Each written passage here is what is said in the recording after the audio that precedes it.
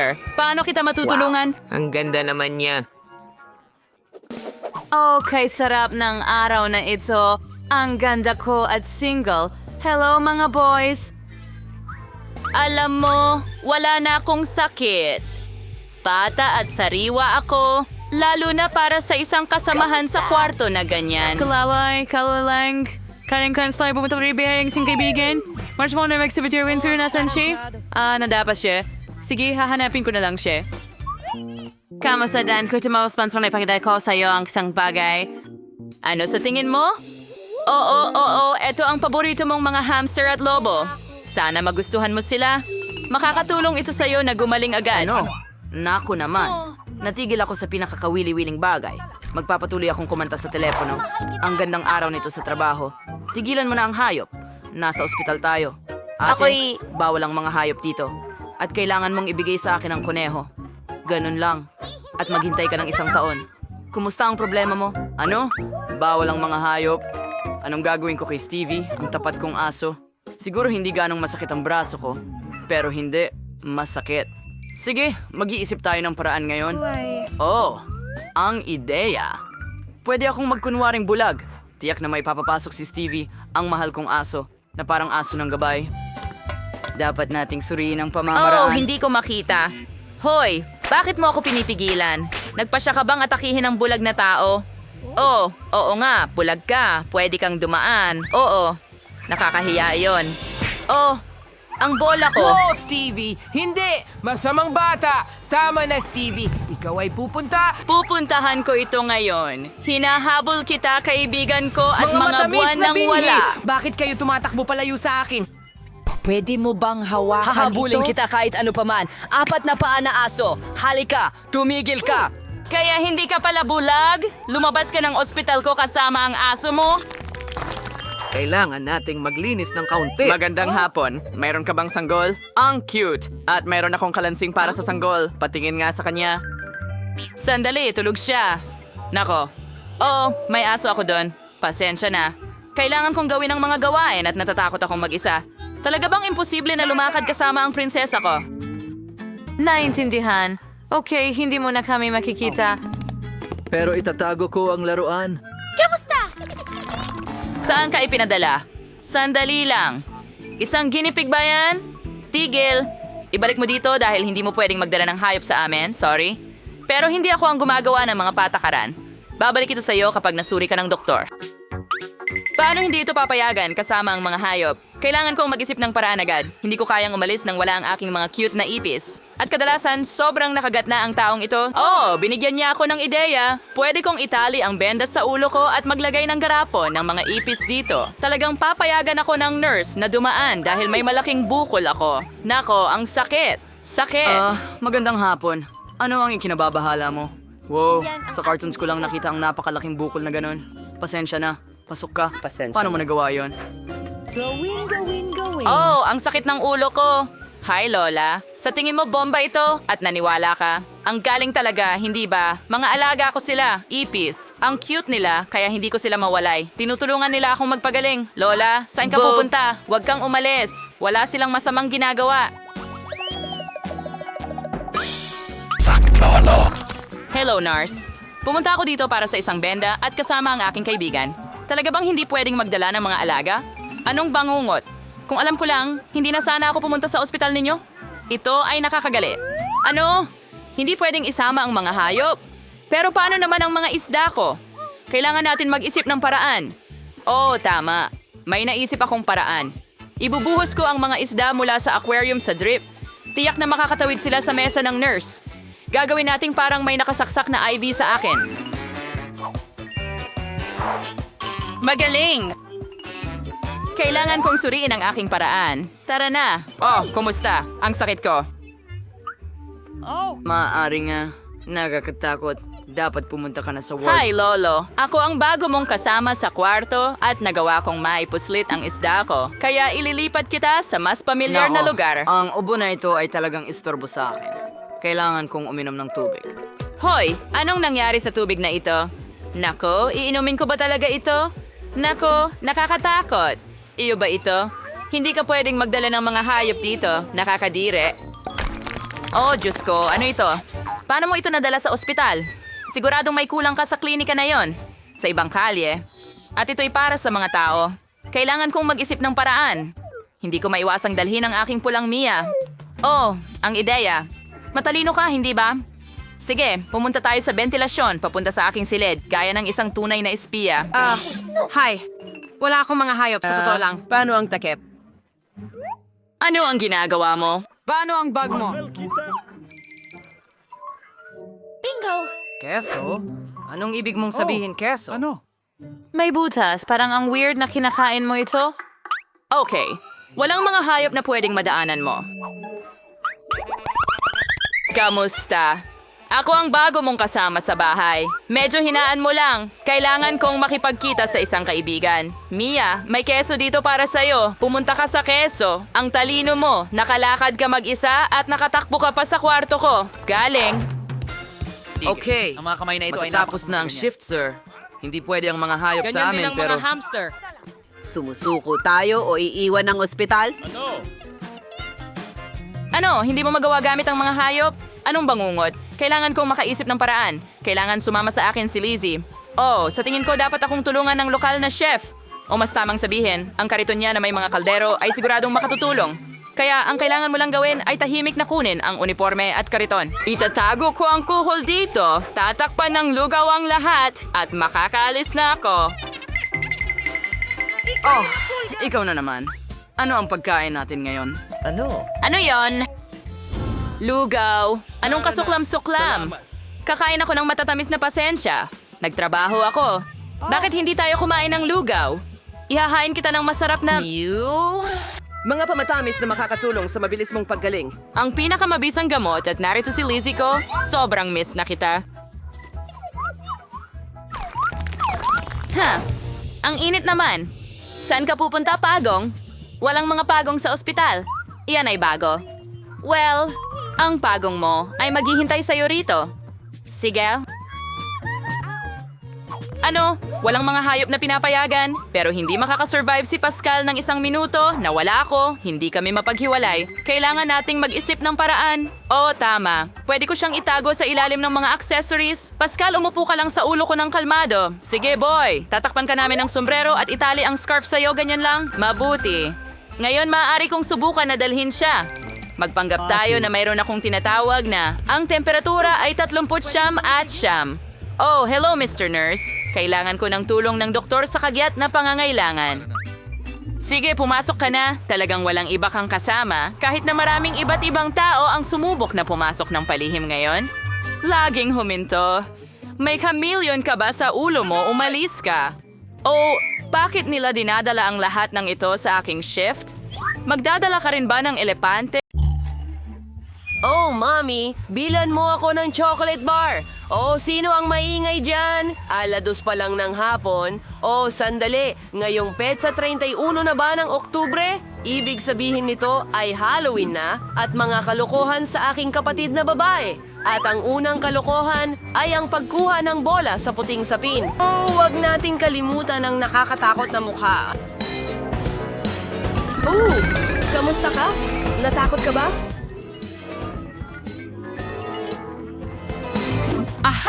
Pagkatapos, magpatuloy tayo. Kailangan natin maging napakatahimik. Hoy! Boo! At narito ang aking kapatid na natutulog. Maaari tayong maghang ng multo sa itaas ng kanyang ulo para matakot siya ng husto. Pagkatapos ng multo, mapapansin niya ang kanyang mga kamay at mayroong nakakatakot na mga guwantes ng horror. Gusto niyang bumangon at labanan ako pero hindi siya gaanong makakalayo kung may mga bilog na candy sa ilalim ng kanyang mga paa. Ang susunod ay ang pinakamalupit na bahagi, berdeng slime sa isang plato. Babagsak siya ng mukha una dito. Magiging sobrang nakakatawa ito.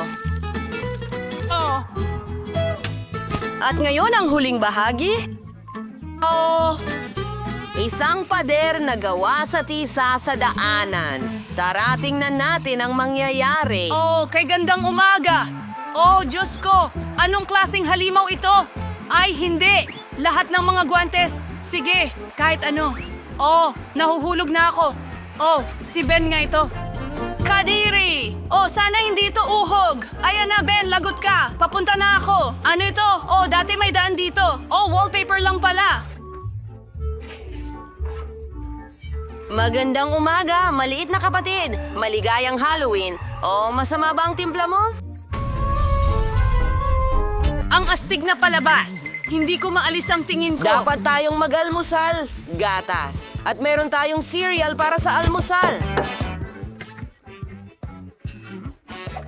Magaling. Pero sobrang daming beses nang pinanood ni Jane ang palabas na ito, kaya't makakapagbiro ako. Ibubuhos natin lahat ng matatamis na cereal sa plato ko, at para sa kapatid ko, may mas kawili-wili ako. Nakakadiring mga uod, ibubuhos natin lahat sa isang walang laman na kahon ng cereal at patikman kay Jane. Sana magustuhan niya ang almusal na ito. Ayos, tapos na. Maaari na nating ihain. Hoy sis, sinihanda ko lahat para sa'yo dito. Narito ang mangkok, gatas at cereal at isang kutsara. Kain na sis! Ang cute niyan, kuya. Salamat. Pinapanood ko lang ang isang cool na palabas. Magdamag ko na itong pinapanood at hindi ako makapagpigil. Hindi pa ako nag-aalmusal at gustong-gusto ko ng cereal na may gatas. Oh, mukhang nagugutom talaga ako. Ang ganda ng amoy. Ew, ano yung nakakasuka na bagay? Ben! Ah! Kumain ka ng mga bulate para sa almusal. Tatawagin kitang mahilig sa bulate. May naisip akong cool na idea kung paano lukohin ang kapatid ko. Gagawa kami ng peking mesa na may itim na mantel at may butas para sa mukha. Maglalagay kami ng popcorn sa ibabaw at gagawa ng nakakatakot na makeup. Oo. At ngayon, pwede na natin siyang takutin. Wow! Isang buong balde ng popcorn. Astig, kainin natin ito.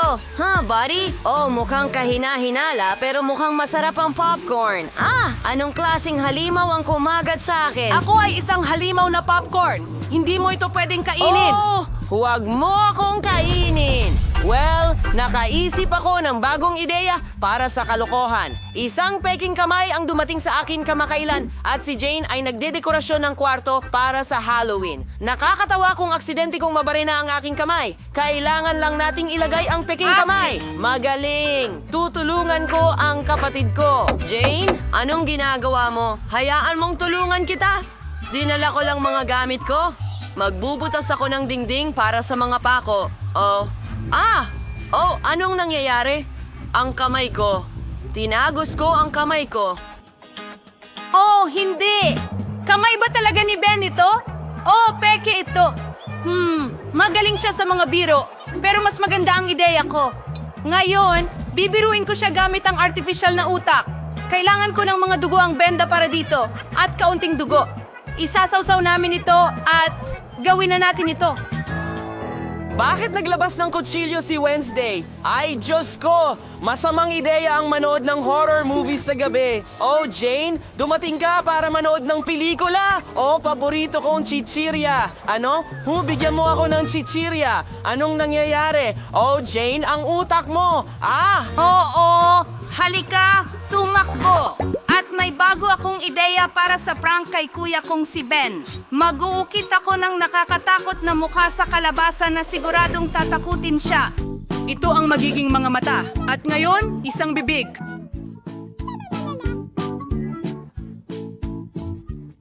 Mahusay! Kailangan nating maglagay ng kandila sa loob at tapos na. Kailangan ilagay ang ating halimaw na kalabasa sa ilalim ng kama ni Ben. Mula sa dilim, mas nakakatakot ang kanyang mukha. Pero hindi iyon sapat. Kailangan mag-iwan ng bakas ng dugo na parang may halimaw na nagtatago sa ilalim ng kanyang kama. At ngayon, kailangan nating tumakas bago dumating si Ben.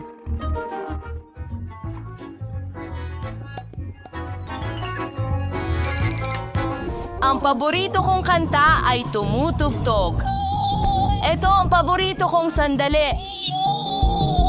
Ano ang mga yapak na ito? Bakit patungo ito sa ilalim ng kama ko? Natatakot ako. Anong nasa ilalim doon? Isa akong halimaw. Madaling gawin ito. Gagawin ito ng ating mga kasama sa ilang segundo. Pangako. Brian, kailangan mong lutuin ang donut. Hindi kainin ng Nutella. Sige, mag-umpisa na bago muling umiyak si Baby Kate. Kaya, ano ang kailangan gawin ni Kate doon? Oh, isang donut. Kaya mas madali pa kaysa dati. Gagawa ako ng aking paboritong Oreo donuts para sa kanya. Kailangan ko lang durugin ang cookies hanggang maging pulbos at si Jack Hammer ang tutulong sa akin dito. Ngayon ay dudurugin natin lahat ito hanggang maging mumo. Ang hirap kontrolin nitong bagay na ito. Sa tingin ko halos tapos na. Kaunti pa. Okay. Sino yan? Uncle Dozer, sa'yo ba to? Oh, mga magaganda, hello! Ngayon ibuhos ang lahat sa isang mangkok at ibuhos ang Nutella dito. At ngayon kailangan ko ng isa pang cool na gamit, daliri. Haluhin lahat. Ang sarap naman. Oh, Lola, gusto mo bang tikman? Oy.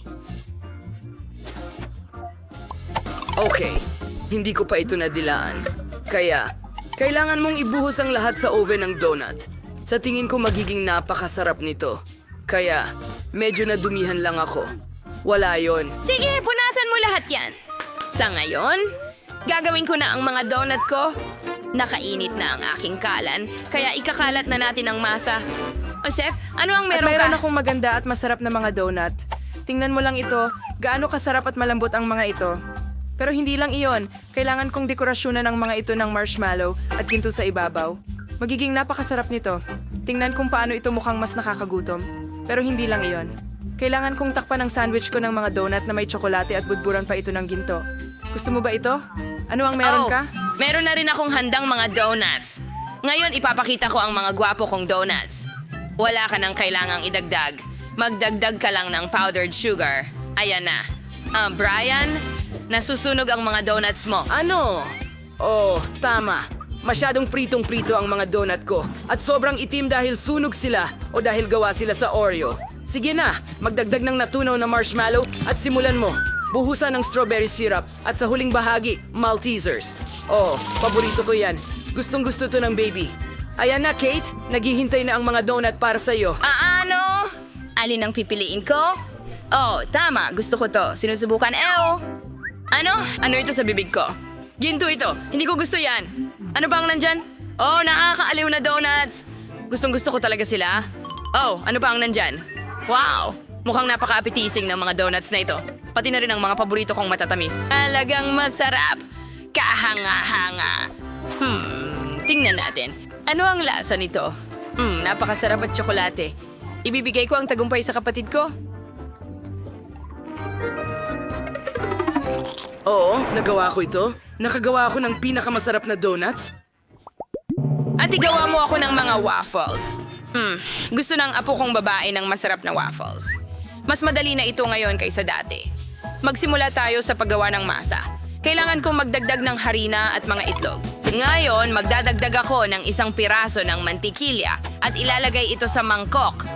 Oh! May isang piraso na lumipad kung saan. Oh, salamat, chef. At ngayon ng kaunting asukal at gatas. Oh, napakasariwa!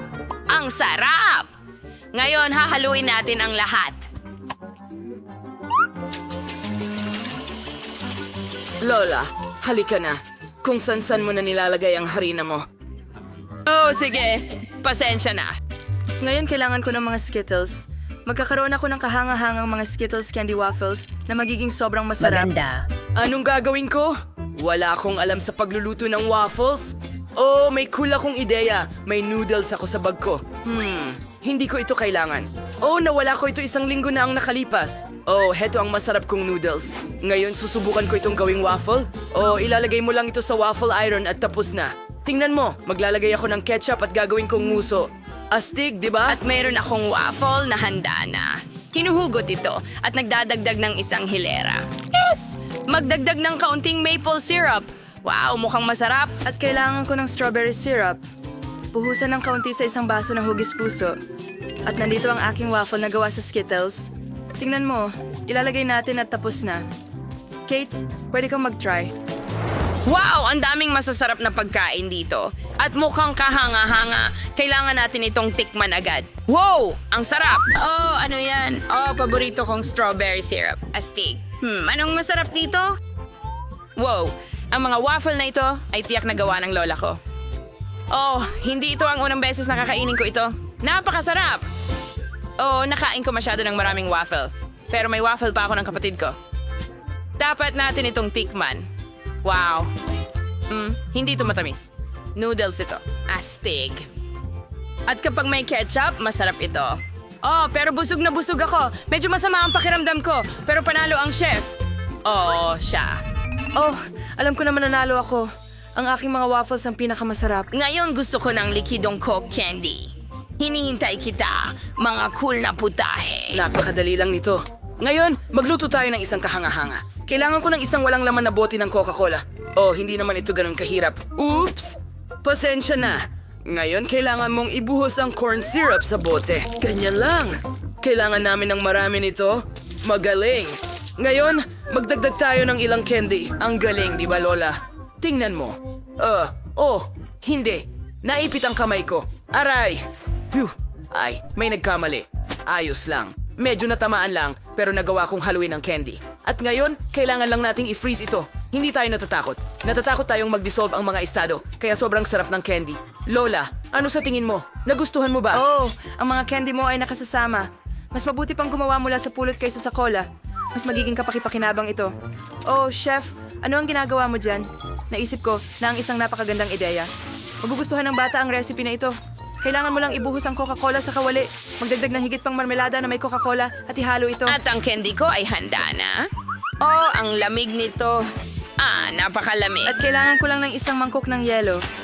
Kailangang ibuhos ang ilang likidong nitrogen dito. Tiyak na mapapalakas nito ang epekto ng yelo at mas mapapabilis ko ang pagyayelo ng candy ko. Magaling. Ngayon, ibuhos ang laman ng kawali sa isang bote at maaari mo itong ilagay sa isang mangkok na may yelo. Tingnan mo lang kung ano ang nagagawa ng kimika. Perpekto. Ang bote ay nagyelo agad. Lola, huwag mong hawakan. Gusto mo bang gawing yelo ang kamay mo?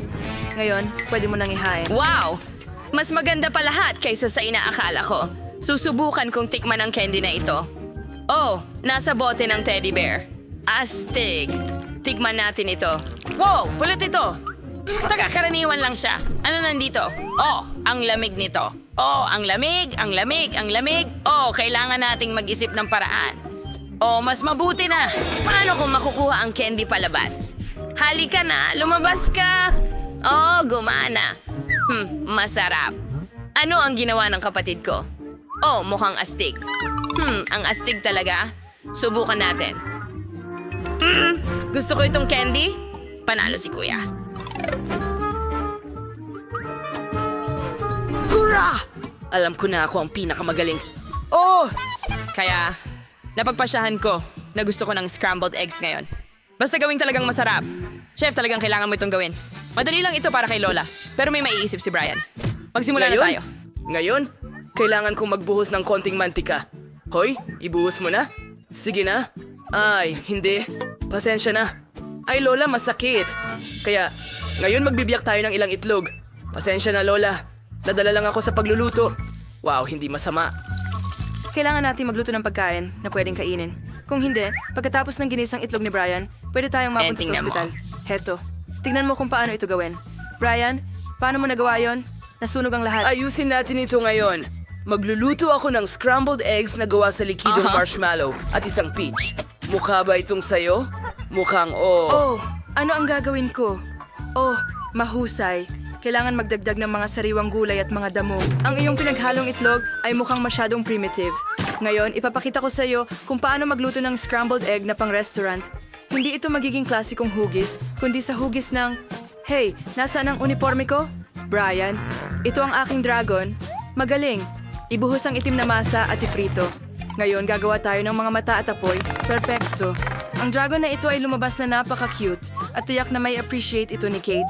Inilagay ko rin sa plato ang lugar kung saan nanginginain ang aking dragon. Huwag magsalita. Alam kong nagawa ko ito ng perpekto. Alamin natin kung ano ang iniisip ni Kate.